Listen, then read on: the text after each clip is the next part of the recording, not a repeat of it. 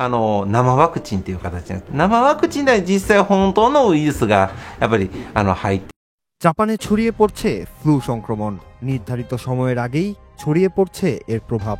হাসপাতালগুলোতে অপ্রত্যাশিতভাবে বাড়ছে আক্রান্ত রোগীর সংখ্যা। কেবল গত এক সপ্তাহেই 4,000-এরও বেশি মানুষ আক্রান্ত হয়েছেন এই রোগে। কোভিড মহামারীর পর আবারও কাজের চাপ বেড়েছে স্বাস্থ্যকর্মীদের। জাপানের স্বাস্থ্য মন্ত্রণালয়ের তরফ থেকে এই সংক্রমণকে মহামারী আখ্যা দিয়ে সবাইকে সতর্ক থাকার আহ্বান জানানো হয়েছে। জাপানের স্বাস্থ্য মন্ত্রণালয়ের তথ্য অনুযায়ী চলতি সপ্তাহে দেশে ইনফ্লুয়েঞ্জায় আক্রান্ত হয়ে হাসপাতালে ভর্তি হয়েছেন 4,000 জনেরও বেশি মানুষ, যা আগের সপ্তাহের তুলনায় প্রায় 4 গুণ বেশি। বিশেষজ্ঞরা বলছেন এবার উদ্বেগের বিষয় শুধু সময় নয়, সংক্রমণের মাত্রাও অনেক বেশি। এক স্বাস্থ্য বিশেষজ্ঞের মতে এই বছর ফ্লু মৌসুম স্বাভাবিক সময়ের আগেই শুরু হয়েছে, আর বৈশ্বিক জলবায়ু পরিবর্তনের কারণে ভবিষ্যতে পরিস্থিতি আরও ভয়াবহ রূপ নিতে পারে।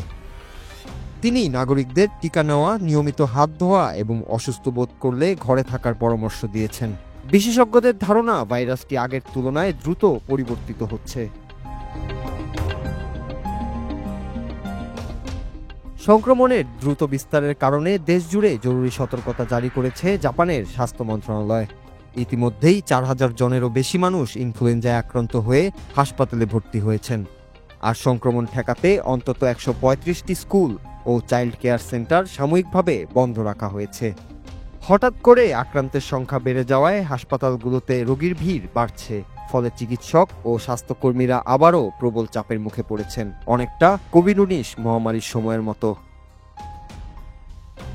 স্বাস্থ্য মন্ত্রণালয়ের পরিসংখ্যান অনুযায়ী প্রতিটি চিকিৎসা কেন্দ্রে গড়ে 1.04 জন রোগী শনাক্ত হয়েছে, যা মহামারীর সীমা ছাড়িয়েছে। সবচেয়ে ক্ষতিগ্রস্ত অঞ্চল হল ওকিনাওয়া, টোকিও ও কাগোশিমা। বিশেষজ্ঞরা শিশু, প্রবীণ ও শারীরিকভাবে দুর্বল ব্যক্তিদের দ্রুত টিকা নেওয়ার পরামর্শ দিয়েছেন। হাসপাতালগুলোতে বাড়ছে রোগীর চাপ। চিকিৎসক ও নার্সের ঘাটতিও দেখা দিয়েছে কিছু জায়গায়। যদিও এখনো বড় ধরনের কোনো বিধিনিষেধ জারি হয়নি, সরকার ও স্বাস্থ্য কর্তৃপক্ষ সতর্ক রয়েছে। বিদেশি পর্যটকদেরও মাস্ক পরা, হাত ধোয়া ও ভিড় এড়িয়ে চলার পরামর্শ দেওয়া হয়েছে। Noor Raju, Bangla TV news desk.